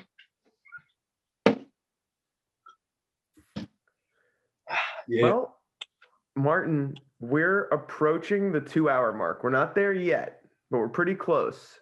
Yeah, we are pretty close. Is there anything you'd like to tell people about skating, or like anything that you want to impart? We have this area now that people can speak, and we got to know you, which I'm really excited about. So is there anything you'd like to tell viewers, or I feel like we covered quite a bit. Yeah, I feel like is there anything that we didn't cover that, yeah, exactly, like that we didn't talk about, like that you expected, thought about? Really, I feel like I've spoken about all my bleeding adventures in the deepest way possible. Or, yeah, no, I'm just glad I got to air some thoughts out, because it's obviously really nice to get stuff that you're thinking about out. And you two are very nice people to talk to. So you guys should give yourself a clap on the shoulder for that. And it's because I think these sorts of situations can be pretty like stiff, like a forced conversation, but it didn't feel forced at all. So good. I think the episode, our most recent episode, Jeremy Spira, I think when me and Joey got off the episode, we were like, whoa, we are out of practice. Yeah. 2-week break, and I was like, holy shit, I didn't realize how bad we were going to be after 2 weeks off. Was it 2 weeks off? Yeah, about 2. Yeah. You guys are pretty active though. Like it was, I can definitely tell like the difference from the few last ones on the first one, that you guys have gotten better. Oh yeah. Yeah. The first one was meant in a bad way. I hope it didn't. No, we knew going in that it was going to be a fucking learning curve. Yeah, we didn't realize how much like a short break, like, or a relatively short break, would make it feel so different. I don't know if you can tell in the episode how rusty we both felt, but both of us ended the call and we're like, "What happened there?" Like I would never be able to like have a podcast, because I don't know how to approach people, and I'm too scared of like hitting like a sensitive spot in someone, like asking something like, oh, maybe that's a little bit too deep. But when you get started, it probably gets like easier, I guess. Definitely. Well, I think go for it. No, continue. I did want to ask Joey about like the Up to No Good section. Why you choose the Crash Stills in Young song? Why I chose that. What were you supposed to cut your hair, or was it just like a? So, I grew up listening to Neil Young. Like that was like the main album that was in the car growing up. Like my dad really loves Neil Young, and through that I learned about Crosby, Stills, Nash and Young. Really loved that song like for quite some time now. It's great, right? It's a beautiful fucking song. And I've been in contemplation of cutting my hair for quite some time. And when we started editing, we had like a rap song picked out, and I wasn't supposed to have the ender. Lorb was supposed to have the ender. And Who? it, Lorb? yeah. Dude, that fucking top soul is. Yeah, he was supposed to have the ender. Like his tricks are fucked. Like, and basically the rap song wasn't working out. And I sent him a couple of things, and that was one of the songs. And once we seen it all together, it was like, oh fuck, this is like pretty fucking heavy. So in order to use that song, I had to be in the end. But I might cut my hair still. I almost did. And cutting my hair might be a metaphor.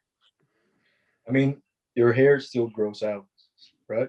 Like Oh yeah. I've healthy hair.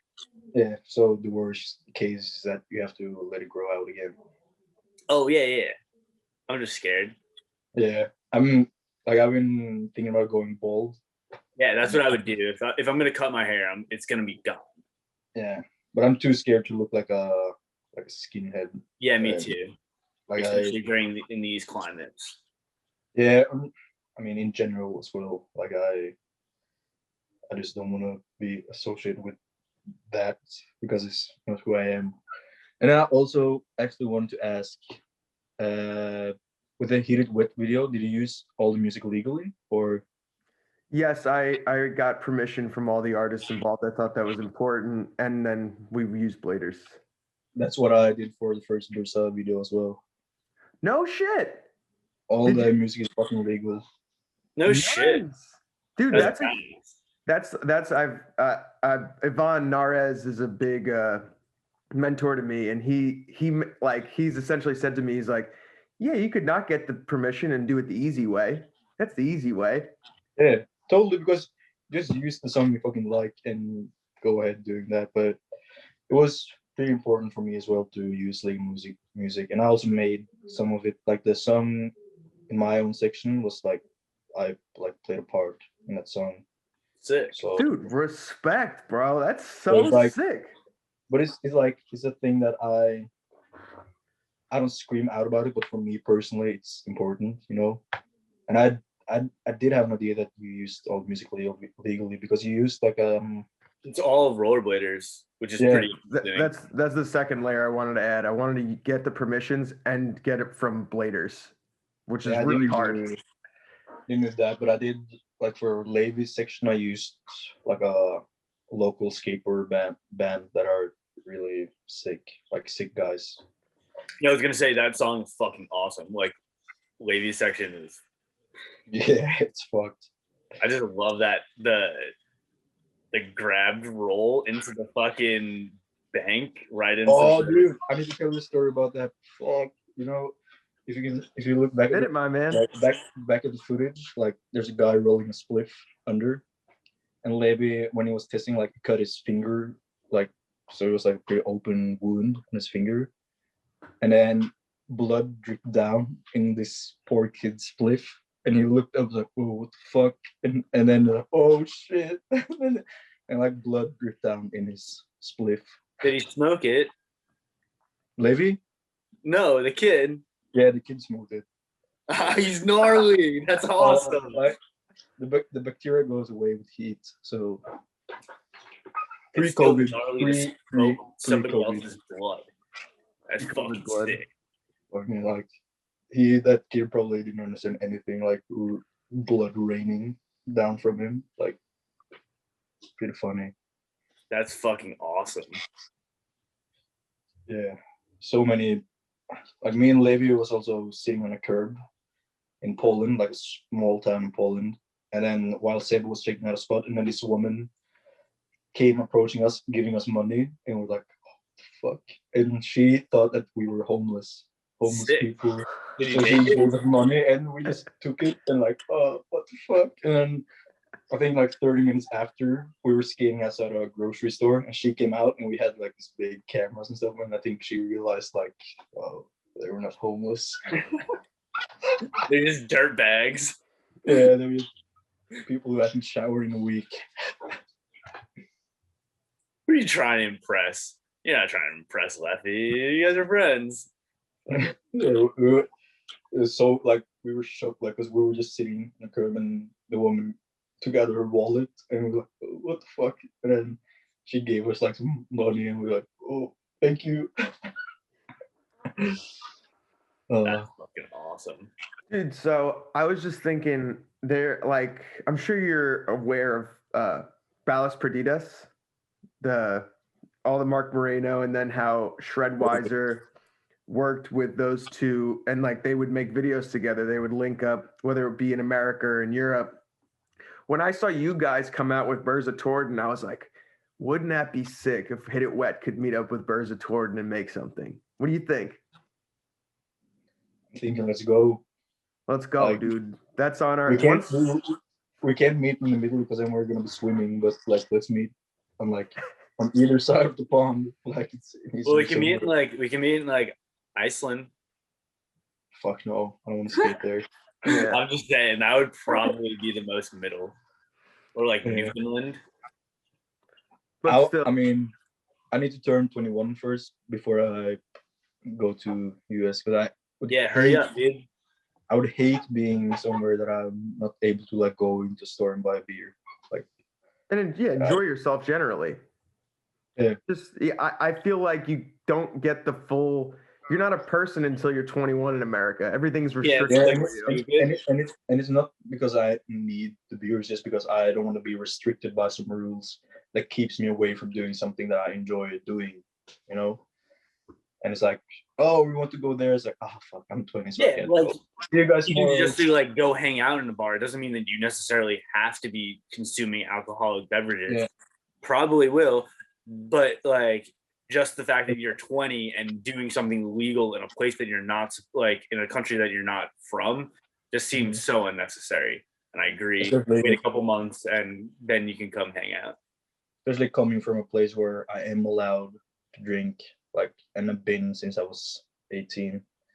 So it's like would be so weird to be excluded suddenly someplace. But here it's like you can only drink up to a certain percentage when you're 18, and when you're 20, then you can drink everything. So it's been a lot like. How do they mandate that?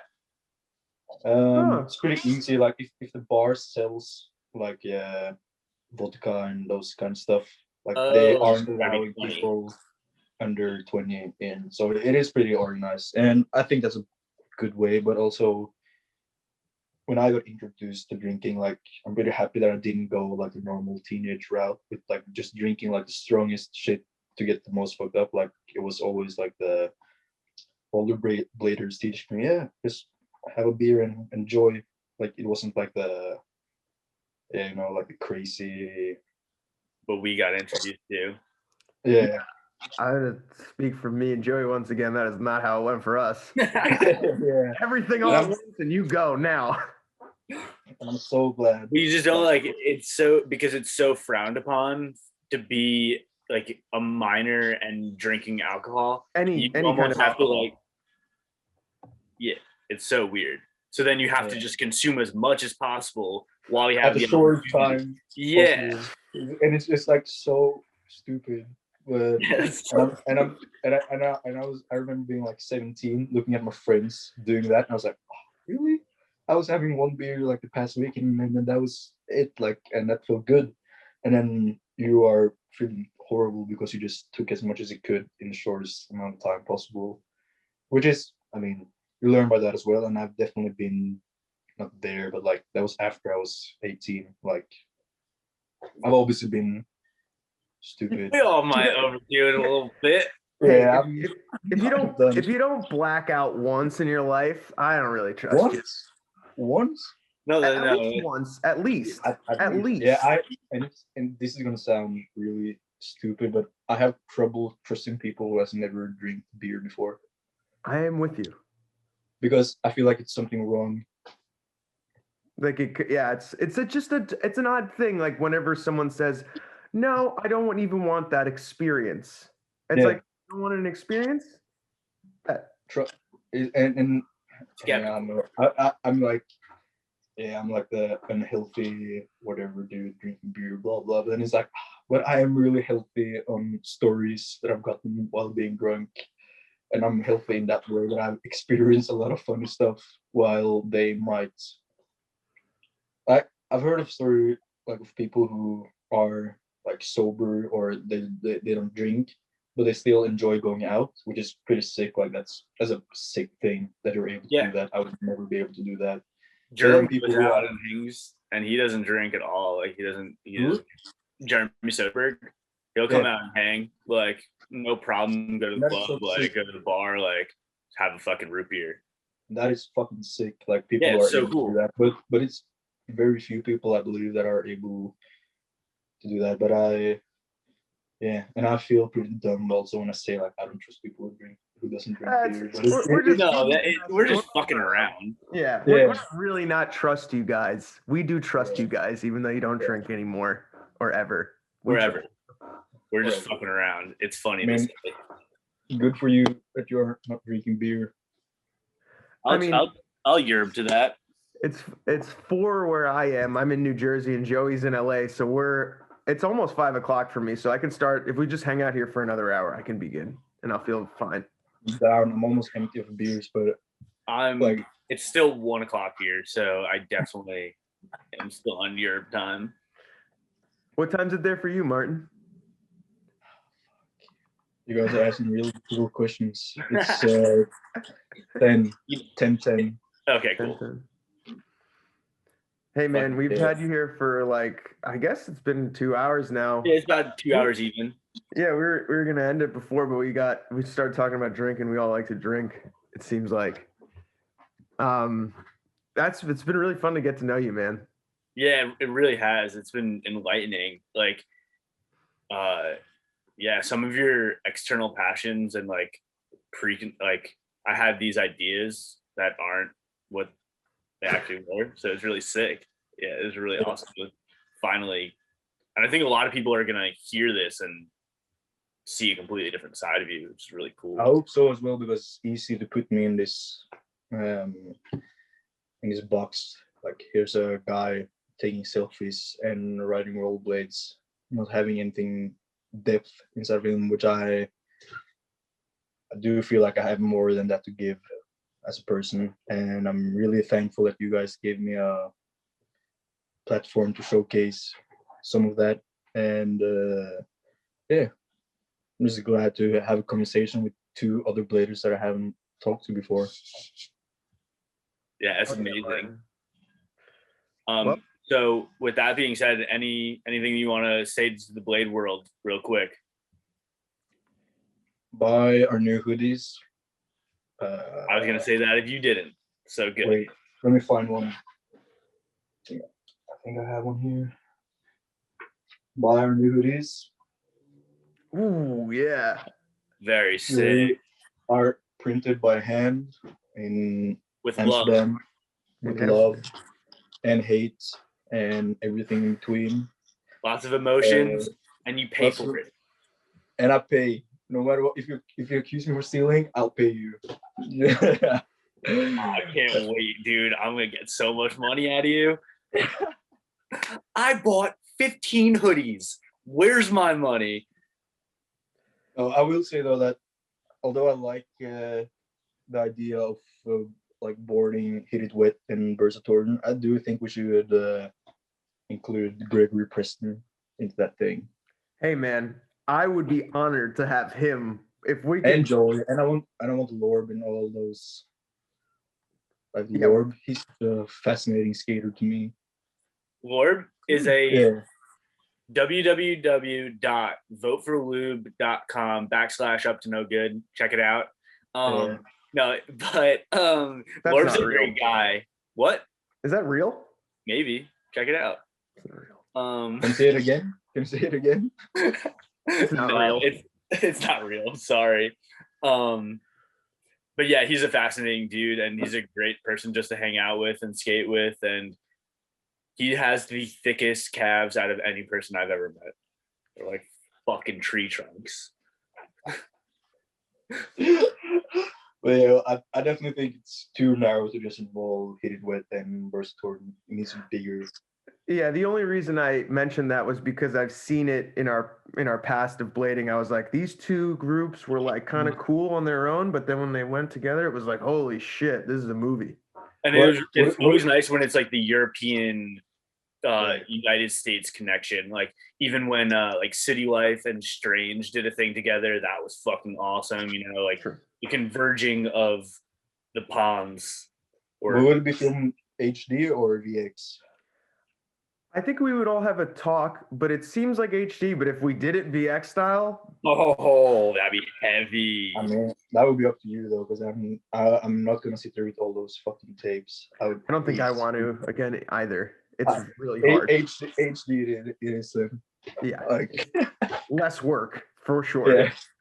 No, you should do it. Yeah. I mean, I don't want to tell you what to do. So you're involved. I just skate. No, yeah, that's what I do as well. Sometimes I sit in front of my computer and edit, but yeah, we just need people who skate and can also film, which a lot of people do these days, luckily. Yeah. Sometimes I bop clips though.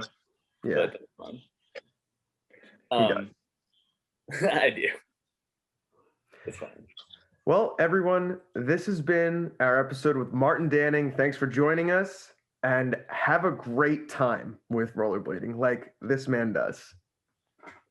We'll see you next time. Bye.